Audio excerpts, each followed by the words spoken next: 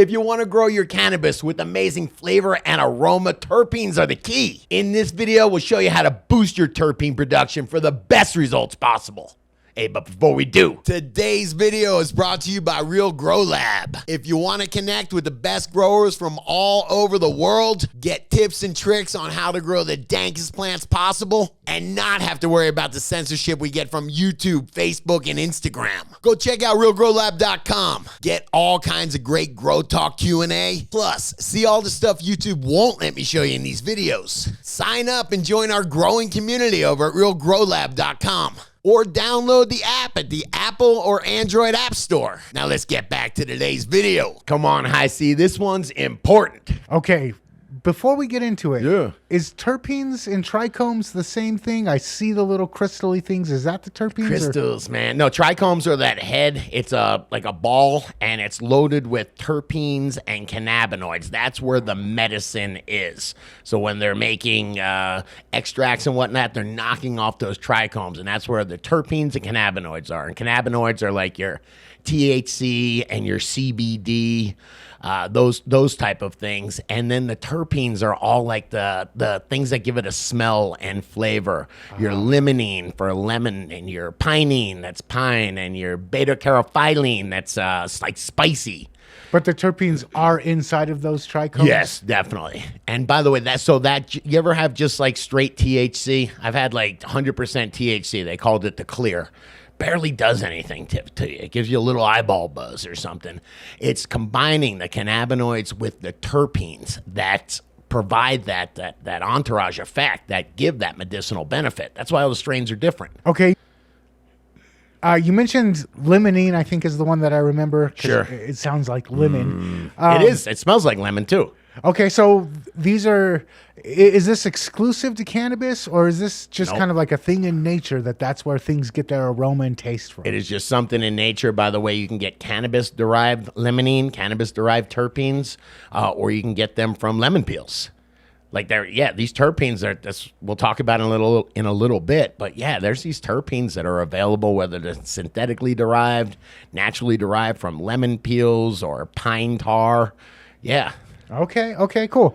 And then you mentioned that they work in coordination. Oh, in concert. Okay, yeah. With the different things you mentioned, like the CBD and the THC. Mm-hmm. Yep. And so you're saying if you just got like straight THC, yes, adding those terpenes in, that kind of changes or amplifies the impact of what's going on. Yeah, and that's why you can look on Facebook or whatever, and you'll see the terps, the spray-on terps, or I think you drop them on your blunt paper, and you get blueberry-flavored blunts, or bubblegum-flavored blunts. Yes. Yeah, that's the entourage effect. That's the different terpenes reacting with the cannabinoids to give you a different buzz. That's why there's thousands of different strains, and that's why they're so coveted. Okay, I'm going to come back to this in a moment because I have another question, but Yeah. I want to move on real quick. I understand why terpenes are important. Help me with how I can get more terpenes, how I can boost terpenes in my next harvest. Deal. Okay. Well, terpenes are volatile, meaning that volatilizing means that they will go from a solid to a gas, and they'll skip the liquid state, and they'll just volatilize off. It's kind of like evaporation. You got to be careful because some terpenes volatilize off in the 80s, mid 80 degrees. You'll see some of them start to go. That's why you keep your temperatures and your humidity down in your grow. You can keep that VPD so your plants are breathing and growing without letting your terpenes volatilize off. Is that why when I walk into a room with a nice healthy grow, I can smell it, or when I open up a jar, I can smell it? That's the volatilizing? Yes, that's the terpenes volatilizing off. So if you go into my grow, or if you go into a grow where it's cooler, it's going to smell a lot less. At my grow that's at 74 degrees right now, and by the way, that's a little low. But if you go into a grow where it's 86 or 88 degrees, it's really hot, those are just volatilizing off. You're just, it's not magic what you're smelling. Those are terpenes that you're smelling. So that's to keep those terpenes on your plants. That's why you keep your grow at 74. 74 is a little bit low. Hit your VPD chart. And at the end, I do like to keep my temperatures cooler at the end because I've got a bunch of terpenes on there, and I'm just trying to keep them. I'd rather slow the growth rate of the plant, the photosynthesis of the plant a little bit, than degrade those terpenes. That's the trade-off. Okay, so that's a way to keep the terpenes on. Yes. What about some ways to increase production of terpenes? Yeah, let's do it, man. All right, so one thing that you have taught me is lighting. That certain spectrums of lights can actually trigger increased terpenes. Yeah, we've been talking about it. I've been all geeked out on the UV lights lately. It's very true, man. It elicits this stress response where the plant, the UV is a stress to the plant, so it wants to protect it. So it actually builds the trichomes a little bigger, actually. It'll actually expand the size of the trichomes, trying to shield the plant from the UV damage. Kind of like skin and melanin plants do the same thing with trichomes? With trichomes, yeah. Okay. Yeah, we changed the color of our skin, but the plants do it through like umbrellas. You know, basically they're shields. They're building these shields up. So we talk about light coming from above can stimulate terpenes. Right. What about what's going on underneath the plant in the soil? I mean, overall plant health, a healthy plant that is respiring, that is pulling all sorts of nutrients as it needs them from the soil, of course, is going to be able to develop more complex, more robust trichome network. Thank you very much. So what do I do to my soil to make sure that my plant is able to do that? There's a few things. I mean, if you look at some of the bloom boosters or trichome boosters, whatever you want to call them, it's a combination of things like kelp, which are phytohormones that are going to stimulate the plant to uptake nutrients, humic and fulvic acids that are going to lower the energy that it takes for that plant to uptake the nutrients. Soil microbes will colonize the roots, and it loads those roots up with nutrients, and so the plant doesn't have to work so hard. You have the nutrients that are very plant available right at that root zone. You've got the humic and fulvics that are lowering the energy to be able to pull those nutrients up. Man, it's a good combination. I think yesterday when we were talking about this, you were telling me that there are certain micro or macronutrients that also encourage trichome production? Yeah, and this is one. If you go and look at a bloom booster and it says it has magnesium and sulfur in there, you probably can save some money. You know what has magnesium and sulfur in there? Is magnesium sulfate. It's called Epsom salts, and they sell it at the grocery store for a couple bucks. But yeah, trichomes have a lot of magnesium. They use a lot of magnesium and sulfur to make trichomes. So some of those bloom boosters, some of those bloom formulas will have that in there. If you're using a legitimate nutrient, you shouldn't really need to supplement magnesium and sulfur, I wouldn't think. Gotcha. All right, earlier we were talking about spray-on terpenes. Yeah. And you were saying that they like can add flavor afterwards. I mean, you've seen bubblegum blunt wrappers, right? Doesn't Phillies have all sorts of different, they're spraying on terpenes. So you can have naturally derived terpenes, or what do they call them, botanically derived terpenes that they're squeezing from, like we talked about, lemon peels and whatnot. You can have cannabis derived terpenes where they're actually extracting them from hemp or from cannabis. And then you can have completely synthetic terpenes that are made in some laboratory and sprayed on the, I don't want to get Phillies blunts after me, sprayed on your bubblegum flavored rolling papers. Okay, and I've had extracts where they mixed in terpenes afterwards. A lot of times, though, those are what they'll do with the extracts is they'll separate the terpenes from the cannabinoids, and then they'll blend them back together like an artist would. It's pretty cool. That's what I was thinking was if you were talking about the entourage effect. Yep. If my terpenes are coming from the plant where everything else is coming from, I assume it's going to be better for me or better for what I'm trying to get out of it.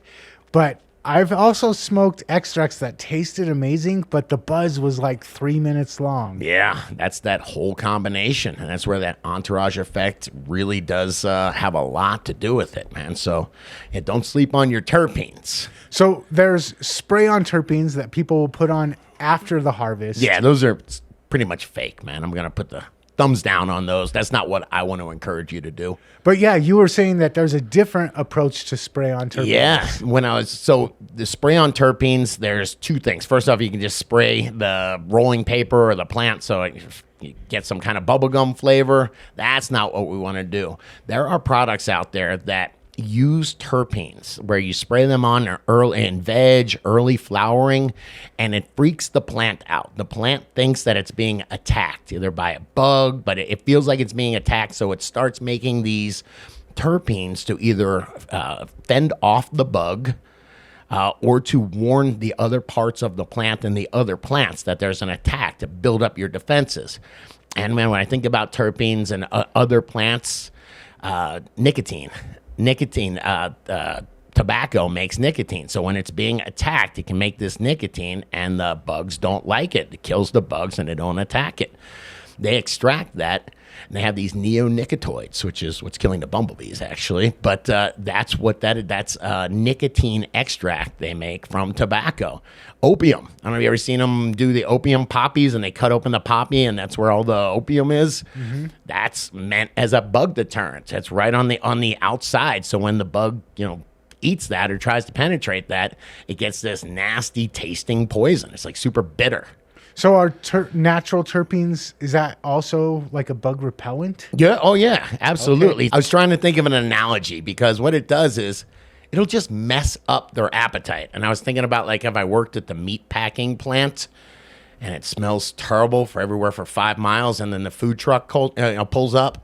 Is anyone be hungry? No. No, man. So I think it's kind of the same thing. If the bugs, it's super undesirable. It smells terrible. It's messing up with their, with their eating and their appetite.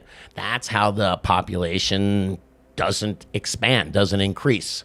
So stressing the plant out a little bit with some UV, stressing the plant out with a little bit of spray on terpenes, encourages the plant to produce more terpenes. Would this be considered like low stress training, or is this totally different? This is considered ISR, an induced systemic response. But what it means is you're stimulating the plant to build up or to naturally defend itself.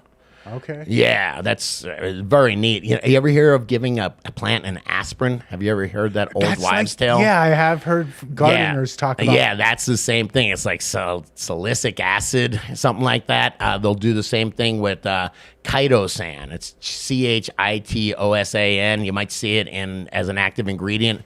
Comes from crustacean shells.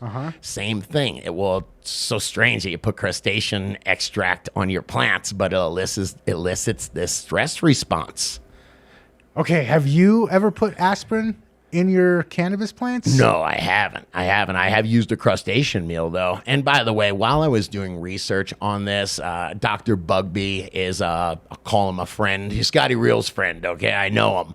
And he was saying, man, we don't have any peer-reviewed research that says any of this stuff actually produces more cannabinoids. Might be larger trichomes, but more terpenes and cannabinoids. They have not peer-reviewed research that yet. So this is still kind of in between bro science and pro science. You know what? I believe that the trichomes are going to be bigger.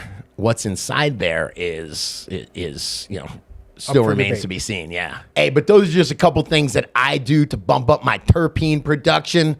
But what about you? Do you think bigger trichomes equals more terpenes? Let me know in the comments. And if you dug this video, please hit that like button. Smash that subscribe button. Talk about this one with another grower you know. And check out the other couple of videos YouTube's recommending, because I think you'll dig them.